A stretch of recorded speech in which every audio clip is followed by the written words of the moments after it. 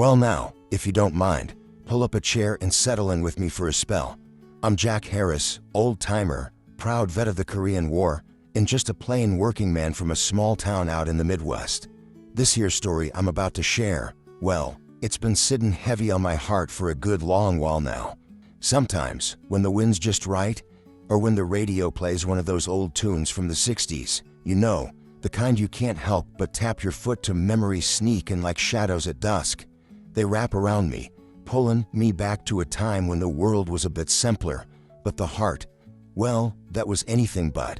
Now, it's a tale about love, the kind that's tangled up in choices, regrets, and those sweet ghosts we carry with us all our days. I reckon if you stick with me, I might just open a door to something real personal, something I've kept under lock and key for far too long. It was the mid-60s, you see. The streets were lined with old Fords and Chevys, the kind you'd see cruising slowed down Main Street on a warm summer night. Radio waves carried the sounds of Elvis Presley and the Beatles, spinning records that made young folks dream bigger than the dusty roads they walked. That's the backdrop for this story. A small town where everybody knew your name and your business, sometimes before you did yourself. A place where promises were made with a handshake and sometimes broken by the quiet tick of time. That's where I met her, Annie, the neighbor's girl, steady as the sunrise, kind and reliable, everything a man was supposed to want for a wife. But, well, if I'm honest, the heart don't always play by the rules. Before Annie, there was Lillian, my first love. She was a wildflower in a field of corn, bright and untamed, and she took my young heart for a ride I never wanted to end. We were kids then, hand in hand, dreaming about a future that got swept away by the war and the tides of life. When I came home from Korea, the past came knocking again, but life's roads had split in ways neither of us could have seen coming. So here I am, decades later, sitting on this old porch, and these memories, they won't let me be. They haunt me in the quiet moments between the ticking clock and the creak of the rocking chair. Now, I don't want to keep you too long before I get to the meat of it, but if you're feeling this story so far, maybe do me a favor and tap that like button. Heck, leave a comment or subscribe if you want to hear more from an old guy with a few stories to tell. Ain't no fancy pitches here, just the honest truth from a man who's lived a life full of twists and turns. That little click helps me keep sharing these tales, and I sure appreciate it. You see, this story matters because it's more than just old memories. It's about the choices that shape us, the loves we hold on to, and the ones we let go. I guess it's about the quiet ache of loving two women, but having to live with one. It's a kind of loneliness that sneaks in even when you're surrounded by family and friends. Maybe some of you know what that feels like, that tug in your chest when the past refuses to stay buried. So, if you're ready, we'll take this walk down memory lane together. I'll share with you the good, the bad, and the bittersweet. I'll tell you about a time when life was changing faster than you could catch your breath, about a young man caught between duty and desire. And maybe, just maybe, by the end of it all, you'll see that love ain't always what it seems, but it sure leaves its mark. Alright, let's get to it. Well now, if you'll bear with me a moment longer, I want to take you back even further, way back to the days when I was just a boy growing up in that same small town on the Midwest Plains. It was a place where the sun rose early and painted the sky with soft pinks and golds, and where the smell of fresh-cut hay mingled with the faint scent of coal from the factory smokestacks in the distance. Life moved slow there, like the river that ran just beyond the fields, steady and calm, carrying secrets from one season to the next. Folks said you could set your watch by the church bells, and for the most part, you could count on your neighbors like family. That's the world I came from. A world stitched together with hard work, Sunday potlucks, and simple kindnesses. I was just a lanky kid with big dreams and even bigger questions, wondering about the kind of man I'd grow up to be. Back then, I believed that goodness was the thing that mattered most, that a man's word was his bond, and that people always came back around when it really counted. I had a ma and pa who taught me to be honest and to stand tall, and a few close friends who shared my love for baseball and fishing in the creek after school. Summers meant running barefoot through cornfields, chasing fireflies under a blanket of stars, and sneaking sips of sweet lemonade from Ma's kitchen. There was a kind of magic in those days, not the kind you read about in books, but the quiet, real kind that settles deep in your bones. School was a small wooden building on the edge of town where the teacher knew every face and every story. I wasn't the sharpest kid in class, but I worked hard, mostly because I wanted to make my family proud. My mom always said, "Jack, kindness is the real strength," and I held on to that like a lifeline. I dreamed of a future where I'd build a home of my own, raise a family, and live a life filled with simple joys. The idea of war and far-off places felt distant then, like stories from someone else's life. I thought the world would stay just like our town, steady, dependable, and kind. But even as a boy, there was a restlessness in me, a yearning for something more than the fields and factories. I remember sneaking away one summer evening, just me and Lillian, my best friend and the girl who'd quietly slipped into my heart. She had these bright eyes, full of spark and dreams, and a laugh that could light up the darkest room. We talked about running away, about the songs we'd hear on the radio, and the places we'd see beyond the horizon. It felt like we were the only two people who knew there was more out there, a bigger world waiting for us to find it. Those years were sprinkled with innocence and hope, but also with the kind of bittersweet knowing that comes when you realize time is slipping away faster than you can hold on to it. I never imagined how much those moments with Lillian would shape the man I'd become, how the memory of her smile would linger in my heart through long nights and faraway places. We were kids, sure, but even then, love felt like something sacred, something worth fighting for. I wanted to believe that no matter where life took us, the people we cared about would always find their way back to us. Looking back now, I see those days as the roots of everything, the laughter and the longing, the promises made and broken, and the first gentle stirrings of a heart caught between two worlds. It was a time before the war, before the choices that would pull me away from home and force me to grow up faster than I ever expected. But in that small town, with its dusty roads and familiar faces, I learned what it meant to hope, to love, and to carry a dream in your pocket like a precious stone. So that's where my story really begins, in the warmth of a small town summer, under the wide open sky, with a girl named Lillian by my side and a heart full of dreams bigger than the fields I ran through. And even though the years ahead would change everything, those memories have never left me. They're still here, whispering in the breeze, reminding me who I was and who I wanted to be. There was a day, one of those ordinary days that you don't expect to remember forever, but it sneaks into your heart and won't let go. I was 16 then, just a kid with dirt on my hands and dreams bigger than this small town could hold. It was early fall, the kind of crisp morning where the air smells like burnt leaves and fresh apples. I was heading down the gravel road to the corner store, whistling a tune I'd heard on the radio, something by Elvis Presley, when I saw her. Lillian, not just a girl from around the way anymore, but the whole world rolled into one smile. She was standing by the old oak tree, the one near the churchyard, looking like she'd just stepped out of a dream. Her hair caught the sunlight just right, and I swear, for a moment, everything else in the world stopped. I don't rightly know why my heart started pounding like a freight train, or why my hands got clammy, but I knew something was different, something big. You see, Lillian wasn't just any girl. She was the kind of person who carried a light inside her, a wild spirit wrapped in kindness. We'd been friends for years, but that day, something shifted. It was like seeing her through new eyes that were suddenly wide open and full of questions I didn't know how to ask. She looked up at me and smiled, that quiet, shy smile that made your stomach flip-flop and your words get all jumbled up. I wanted to say something smart, something that would make her notice me like I noticed her, but all I managed was a crooked grin and a nervous scratch behind my ear. That moment, it was the spark that lit a fire inside me I hadn't felt before. I remember thinking, well, Jack, you're in deeper than you ever thought you would be. I didn't have the words back then, not really. All I knew was that when she was near, the world seemed a little softer, the days a little brighter, and the future suddenly filled with possibility. It was the kind of feeling that sneaks up on you when you're not paying attention, a quiet thunder in your chest, telling you that life's about to change. But that wasn't the only thing shaking up my world that year. Around the same time, Ma started talking about Pa's health. He'd been working the steel mill for years, tougher than old leather, but something was wearing him down. There were days when he'd come home tired in a way that scared me. Not just the kind of tired from a hard day's work, but something heavier. I didn't fully understand it then, but I saw the worry in Ma's eyes and the way my little brother would cling to her skirts when Pa wasn't feeling well. It was a reminder that life wasn't all sunshine and baseball games. Sometimes it threw you a curveball you had to learn to catch on the fly.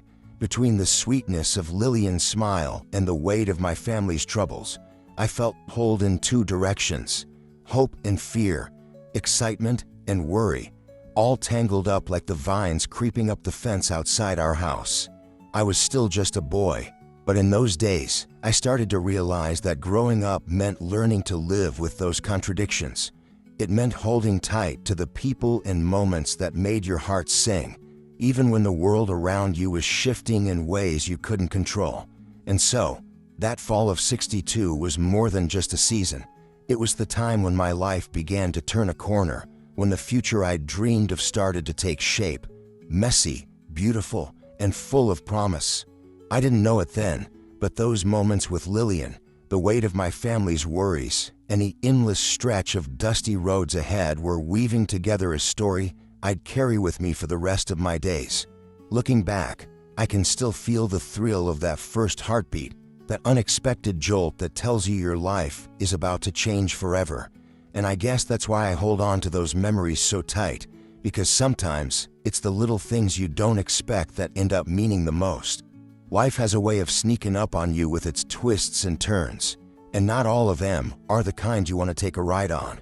After that fall, when Lillian's smile lit up my days and my pa's health started to fade, things began to get complicated in ways I hadn't been ready for.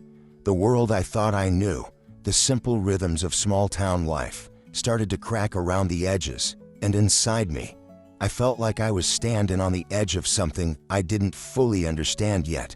You know, there's a kind of heaviness that comes when the people you love start to struggle, and that heaviness sinks into your bones, makes it hard to breathe. Pa, he was a tough man, worked those steel mill furnaces like they were his second home, but that year, he grew quieter. The cough he tried to hide got worse, and Ma, bless her heart, kept hoping and praying he'd pull through. But I saw it in her eyes, that silent fear no one wanted to say out loud. We didn't have much money, and the doctors talked in hushed tones about sickness and lungs that didn't heal right.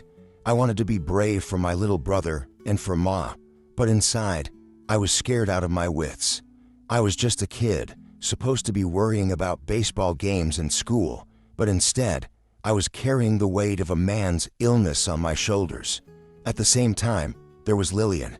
God, she was a bright light, but life had its own plans for us. Her family decided to move away, farther than any of us had ever been. I remember the night she told me, standing under that same old oak tree, her voice shaking just like mine.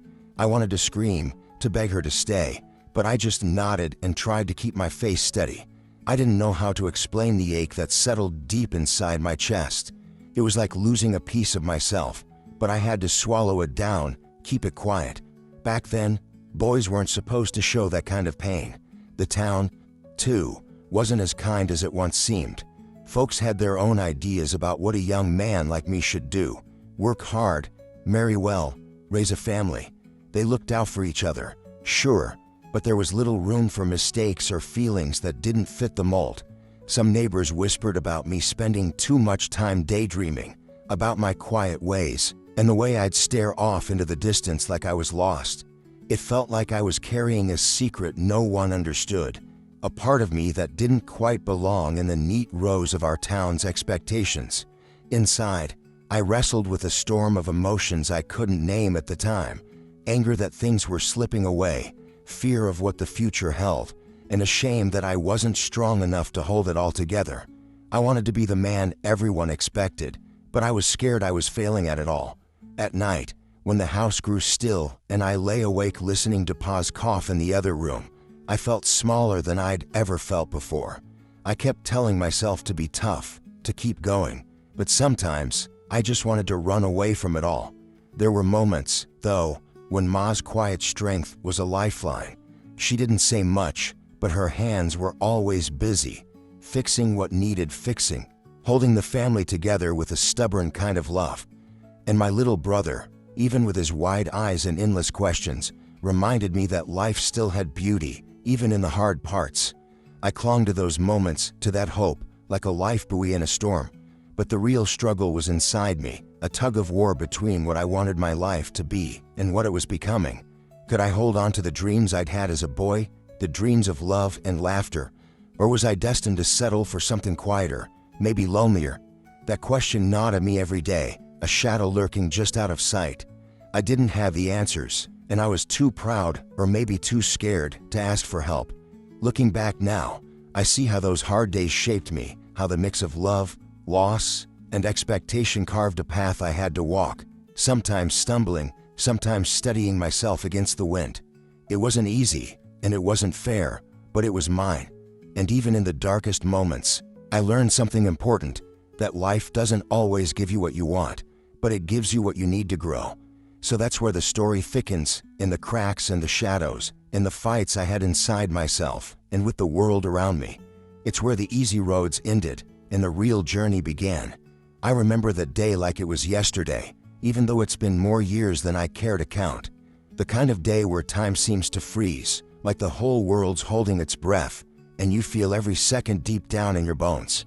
It was the day I lost more than just a person. It was the day I lost a part of myself, and with it, a world I thought would last forever. That morning, the sun came up just like any other, but something in the air felt heavy, like a storm waiting to break. I got the call early, Ma's voice trembling on the other end, barely able to say the words that no son ever wants to hear. Pa is gone. I stood there, phone still pressed to my ear, and for a moment, the world went silent. I swear I could hear the ticking of the clock slow down, like it was mourning with me. My heart, it pounded so loud it was all I could hear. I was numb, but inside, a storm was raging, anger, sorrow, regret, all tangled up and twisting like barbed wire. Pa had been fighting for so long, and now he was gone. The man who had been my rock, my quiet hero, was just gone. I felt like a part of the ground beneath me had crumbled away, and I was left standing on nothing but memories and grief. But that wasn't the only thing tearing me apart. Around that same time, I found out Lillian was leaving for good, moving miles away, with no promise she'd ever come back. We've been holding on to those stolen moments after my return from the war, sneaking around like shadows, trying to grasp something real in a world that refused to slow down. But the truth hit me like a freight train. I couldn't have both her and the life waiting for me here. I had made promises, commitments, and there were consequences. The realization cut deep. I was a man caught between two worlds, and I was about to lose the one I'd never stopped loving. I remember sitting on the porch that night, the weight of the world pressing down on my shoulders. The stars were out, cold and distant, and I felt smaller than ever.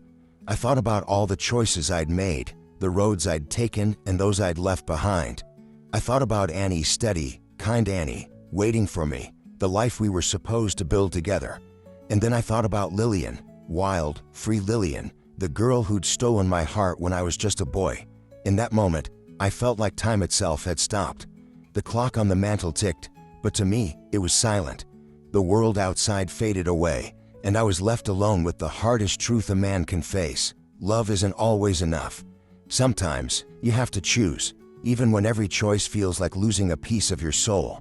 I was broken that night, torn apart by grief, by love, by the weight of expectations I wasn't sure I could live up to. The man I'd been was gone, replaced by someone quieter, heavier, and filled with a sadness that words can't reach. I carry that sadness with me like a shadow, a constant reminder of the price of growing up, of loving and losing. But in the wreckage, I found a strange kind of strength. I learned that life doesn't wait for you to be ready, and sometimes the hardest moments are the ones that shape you most. I learned that love can be many things: joy, pain, hope, and heartbreak, all tangled together in a way that makes you human. That night, when the world seemed to stand still, I made a choice, not the one my heart wanted, but the one I thought was right. It wasn't easy, and it wasn't fair, but it was mine to make. And it changed everything. It set me on a path I never imagined, one filled with lessons, regrets, and a love that never truly faded. So here I am, years later, carrying that moment with me, a scar and a story, both. It reminds me that life is messy, love is complicated, and sometimes the hardest battles are the ones fought within your own heart. After all that storm, there was a long, quiet silence. You know, sometimes the hardest part ain't the crash itself, it's the stillness that follows, the emptiness that settles in like dust on the old furniture nobody's touched. That's how it felt for me in those days after Pop passed and Lillian left for good. The world went on around me, sure, but inside, everything had shifted. It was like waking up in a house you don't recognize, with rooms full of memories that don't quite fit anymore. I was different, not the same boy with wide-eyed dreams, but a man carrying a weight I hadn't asked for and didn't quite know how to set down. The days stretched out slow, and the nights were colder. I'd sit on that porch, sometimes just staring at the dark, wondering where the man I thought I was had gone.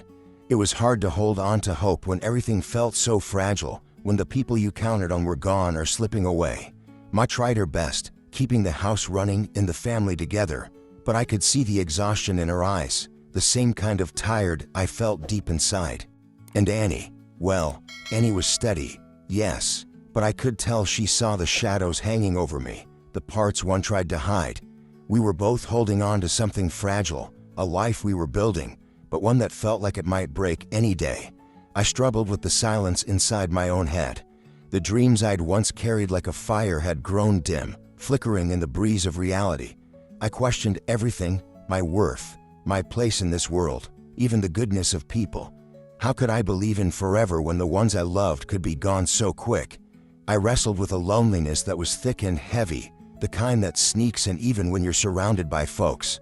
It wasn't just about missing Pa or Lillian, it was the ache of feeling like I'd lost my way, like the map I'd been following had been erased. Some days, I tried to keep busy, throwing myself into work at the steel mill, the heat and noise a welcome distraction. Other times, I'd just sit quiet, lost in thought, letting the weight settle a little more. I wasn't the man I wanted to be, not then. I was slower, quieter, and more careful about what I showed the world. It was like the fire inside me had been doused, leaving behind only embers. But even in that silence, there was something quietly growing, a kind of acceptance that came slow, like the first light of dawn creeping over the horizon. I started to understand that some things in life don't come back, no matter how much you want them to. That love doesn't always look like the stories in the books, and sometimes it's more about holding on to the memory than the moment itself. I learned that being strong didn't mean never feeling broken. It meant carrying your scars with quiet dignity, finding peace in the pieces. My faith in people was tested, sure. I wondered if kindness was just a word, if promises were made only to be broken.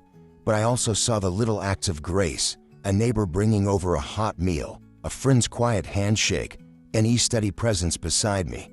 Those small things reminded me that even in the darkest times, light finds a way through. It wasn't the same kind of hope I'd had as a boy, bright and loud like a firework. It was softer, steadier, the kind you hold on to when the world feels like it's slipping away. So, I lived those years with a heart heavier than before, but also wiser. I learned to listen more, to feel more deeply, and to carry my losses without letting them break me completely. It wasn't easy, and some days were harder than others, but I kept going. Because what choice did I have? Life doesn't pause to let you catch your breath. It keeps moving, whether you're ready or not. Looking back, I see the time as a turning point, a moment when I stopped fighting against the tide and started learning to swim with it. I was never the same man who stood under that oak tree with wide eyes and dreams. But maybe that's what growing up is about, losing pieces of yourself and finding new ones in their place. And in that quiet, I found a kind of peace I hadn't known I was searching for. After living through those long, quiet days weighed down by loss and doubt, I wasn't sure I'd ever feel a spark of hope again. But life, she has a funny way of surprising you, even when you least expect it. It wasn't some grand moment or a sudden revelation, but something small, almost invisible if you weren't paying attention. One afternoon, I was walking home from the mill, my hands still smelling of sweat and smoke, when I passed by the old churchyard where I'd spent so many evenings with Lillian.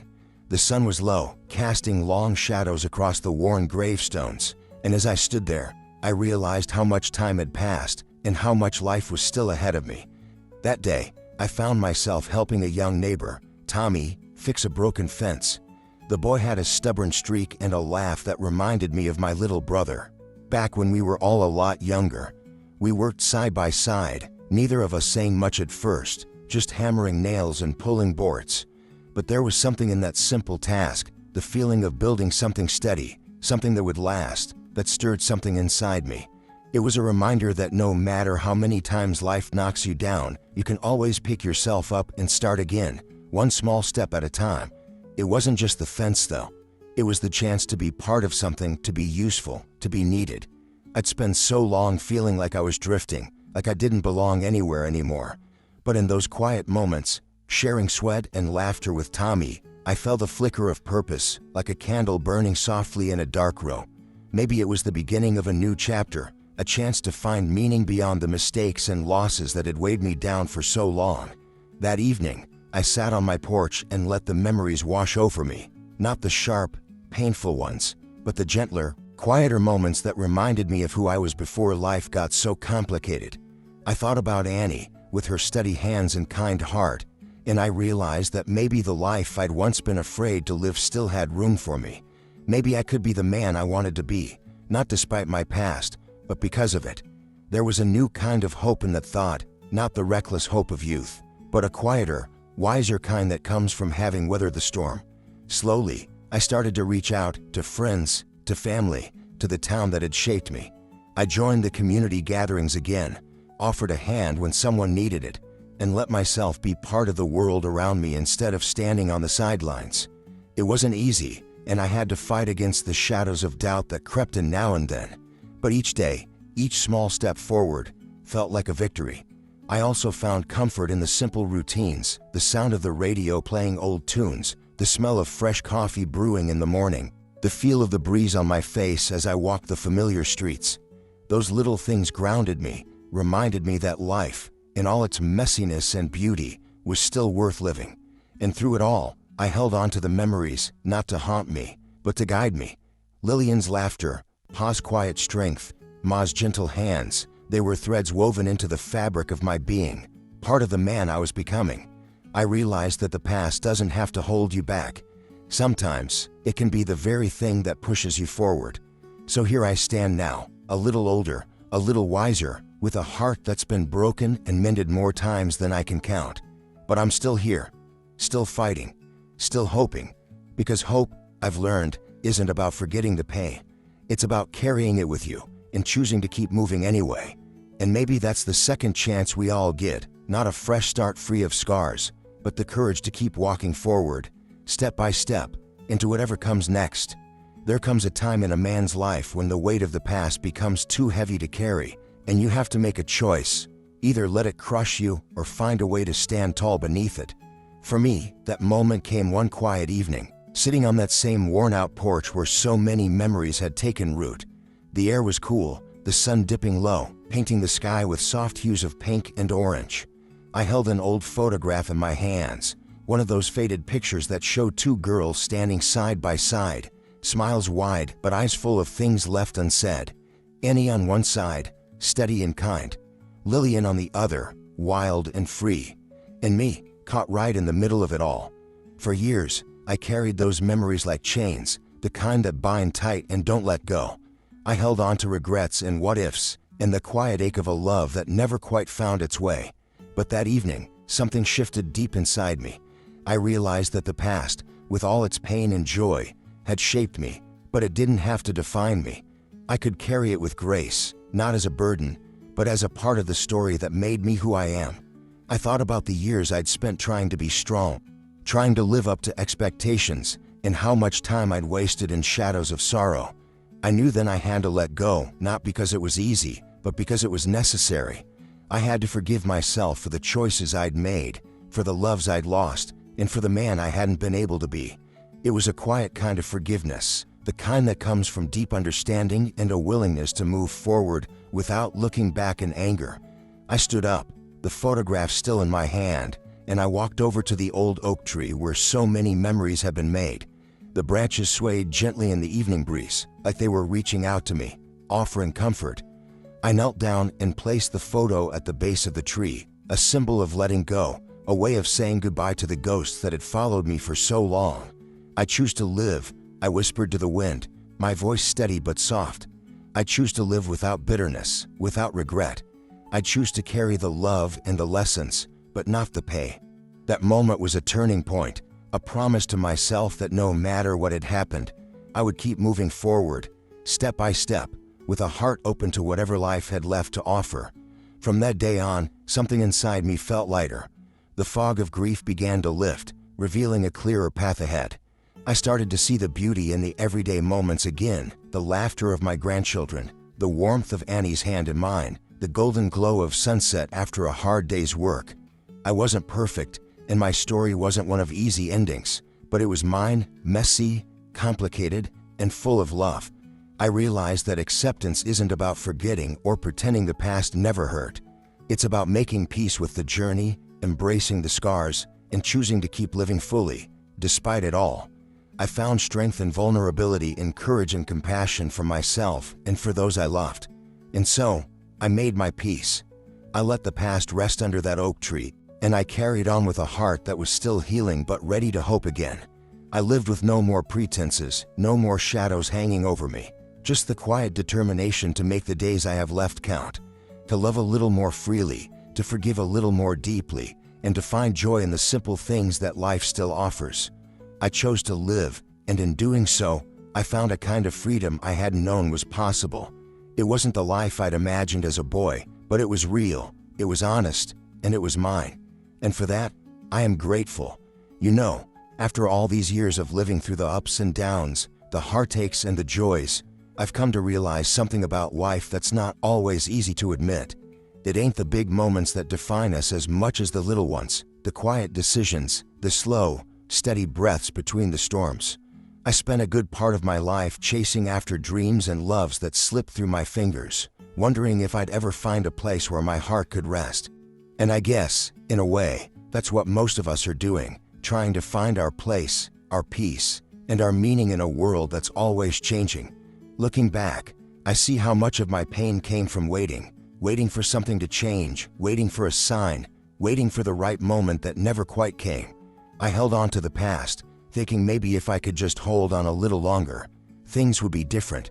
But what I've learned is that waiting can be a kind of prison. It keeps you stuck, watching life slip by like a river you never jump into. And sometimes, the hardest thing to do is to let go of that waiting and step out into the unknown, even if it's scary. I've also come to understand that love, true love, is complicated. It's not always the fairy tale we want it to be. Sometimes, it's messy and painful, and it doesn't look the way we imagine when we're young. But even in its imperfection, love teaches us about who we are and what we're capable of. It's the thread that weaves through our lives, connecting the past with the present, the losses with the hope. And it never really leaves us, even when we think it has. One thing that stayed with me is the idea that life is about choices, not just the big ones, but the everyday ones. Choosing to keep going when it's hard. Choosing kindness when it's easier to turn away. Choosing to forgive, even when the hurt runs deep. These choices don't make the pain disappear, but they shape the kind of person you become. And in the end, that's what matters. I want folks listening to know that it's okay to carry your scars. They don't make you weak, they make you human. And it's never too late to find a new path, to make a new kind of peace with your story.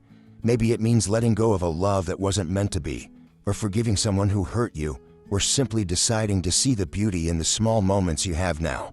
Whatever it is, it starts with a choice, the choice to live fully, even when life doesn't look like the picture you painted in your mind. So maybe it's time to stop waiting. Stop holding your breath for a day that feels perfect or a love that feels easy. Maybe it's time to start stepping forward with what you've got, with the heart you carry, and with the hope that each day can hold something new. Because life, well, it's messy, and it's beautiful, and it's worth every bit of the pain and the joy. And if there's one thing I hope you take from my story, it's that you don't have to be perfect to find peace. You just have to be willing to keep moving, keep loving, and keep living, one slow, steady step at a time. That's the real lesson I've learned, and I hope it brings you a little light on your own path. Well now, here we are at the end of this little journey I've been sharing with you.